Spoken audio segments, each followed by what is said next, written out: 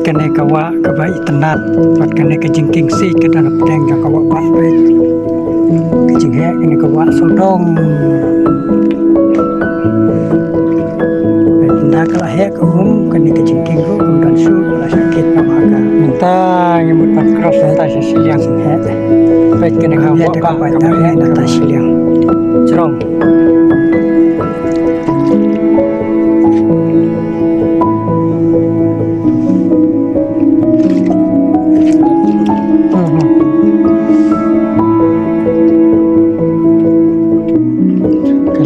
cukit kaling kelala hap ngarum yo shuh nawanang tu ngelaca ta siliang